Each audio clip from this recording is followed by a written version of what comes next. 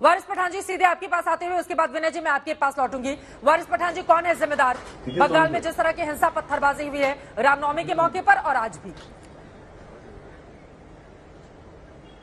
देखिए चित्रा जी, सबसे पहले तो मैं ये कहूंगा कि वायलेंस, हर तरह की वायलेंस का हम खंडन करते हैं। वायलेंस नहीं होना चाहिए, किसी को भी कायदा कानून अपने हाथ में लेने का अधिकार नहीं है। मगर ये हो क्यों रहा है, कौन कर रहा है, किस लिए हो रहा है, प्रोवोक कौन कर रहा है, इंस्टिगेटर कौन है, ये सारी चीजों की जांच पड़ताल करना बहुत जरूरी है। पुलिस प्रशासन का काम है। हम तो चाहेंगे चाहे गुजरात हो, उत्तर प्रदेश हो, महाराष्ट्र हो या वेस्ट बंगाल, जहां पर भी इस किस्म की राइटें हो रही है, पुलिस को इंक्वायरी करना चाहिए और जो भी उसमें एक्चुअली इन्वॉल्व है उसको अरेस्ट करना चाहिए। ये नेम गेम प्ले करने का टाइम नहीं है। अपने महाराष्ट्र का आप देखिए चित्रा जी, हमने कहा था 3 महीने से मैं बोलता आ रहा हूं, आपके चैनल पे भी कहा था मैंने कि काफी लोग बाहर से आ रहे हैं, महाराष्ट्र का वातावरण खराब करने की कोशिश की जा रही है। हेट स्पीचेस में हेट स्पीचेस दे जा रहे हैं। सुरेश चौहान आ रहा है, राजा सिंह आ रहा है जो जमानत के ऊपर बाहर रिहा होकर, उनको रोकिए। विदेशों से आ रहे हैं, तेलंगाना हैदराबाद से आ रहे हैं। हाँ, क्यों आ रहे हैं? तेलंगाना हैदराबाद से जो महाराष्ट्र में पहुंचेगा वो बाहरी हो जाएगा। वारिस पठान जी, कोशिश की जा रही थी हम और आपके हैदराबाद के जो मुखिया हैं वो महाराष्ट्र पहुंचेंगे तो फिर वो उनके अपने हो जाएंगे। सर, ये बाहरी बनाम अंदरूनी की लड़ाई कब तक चलती रहेगी? आग जनी भड़काने नहीं आ रहे थे ये लोगों ने, आके क्या किया सुनिए चित्रा जी, इन लोगों ने आके क्या किया, महाराष्ट्र के वातावरण को खराब किया। यहाँ पे आके मुसलमानों के नरसंहार की बात करना, आर्थिक बहिष्कार की बात करना, जिसका नतीजा देखिए क्या हुआ। 4 दिन पहले 3 गुंडे घुस गए एक मस्जिद के अंदर, इमाम साहब कुरान शरीफ पढ़ रहे थे जालना में, उनकी दाढ़ी को कट कर दिया।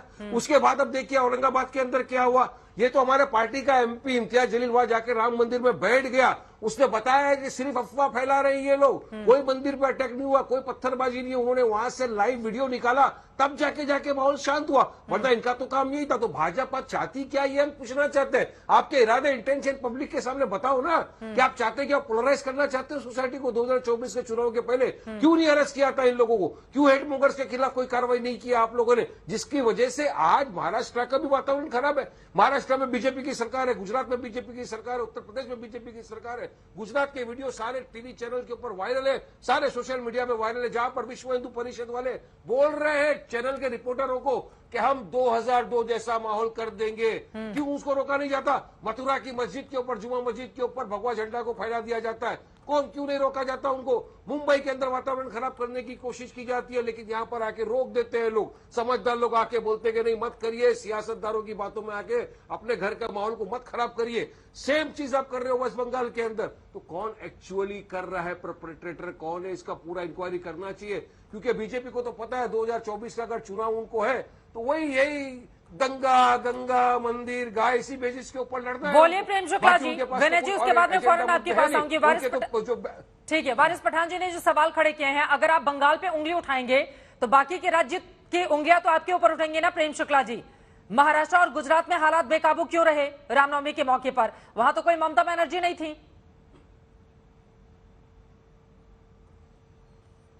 प्रेम शुक्ला जी, ऐसा लग रहा है उन तक आवाज नहीं जा रही है। विनय कुमार जी इसका जवाब उसके बाद में फौरन एक टिप्पणी ले लूं। विनय कुमार जी, अब महाराष्ट्र में अगर हिंसा होगी और गुजरात में हिंसा होगी तो विरोधी दल तो इसके लिए जिम्मेदार होंगे नहीं।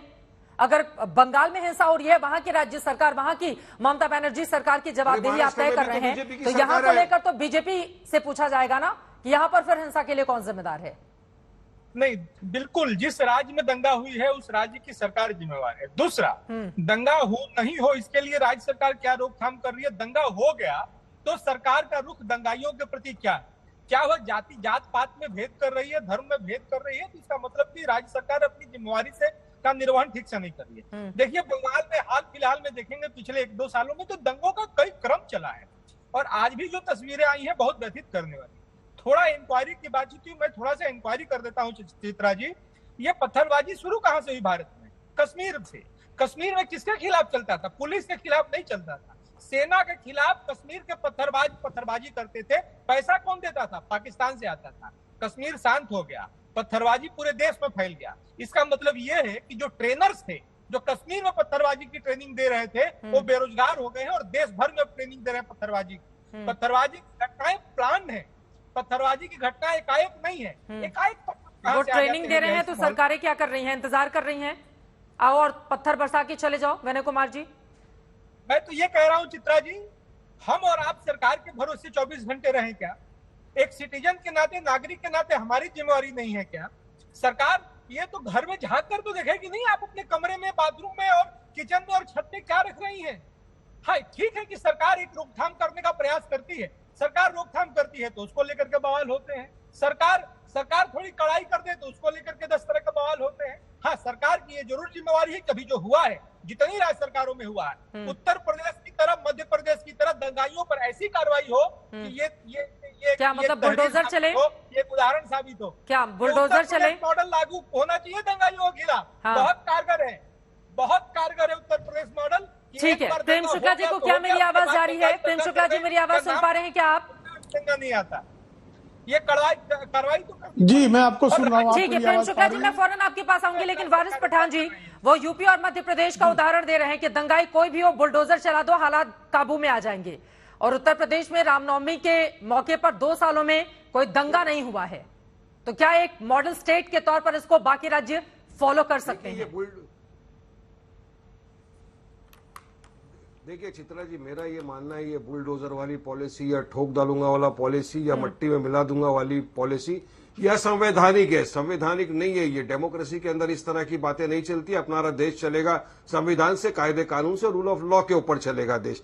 मगर यहाँ देखा यह जा रहा है कि जिसकी जवाबदारी है, जो सत्ता में बैठी है बीजेपी, उनके राज्य के अंदर, उनके स्टेट के अंदर इस तरह की अगर घटना हो रही है तो क्या वो अपनी जिम्मेदारी से भी भागेंगे? किसकी जवाबदारी है? अभी राजनीतिक विश्लेषक बोलते नहीं कि सबको सोचना चाहिए, वहां पे ये हो गया। अरे नहीं, हर नागरिक की जवाबदारी है कायदा कानून का पालन करे। मगर जो सत्ता में बैठे हैं, जिनको लोगों ने जिता के सत्ता में लाया, उनकी जवाबदारी है कि नहीं कि कायदे कानून का पालन करना चाहिए, लॉ एंड ऑर्डर मेंटेन होना चाहिए, रूल ऑफ लॉ सब फॉलो करे। मगर यहां तो टोटली फेल होती जा रही है बीजेपी की सरकार। मैं मेरे महाराष्ट्र की अगर बात करूंगा तो आप देखिए क्या हो रहा था। अगर हमारा पार्टी का एमपी नहीं जाता तो उस दिन कितनी बड़ी आगजनी हो जाती।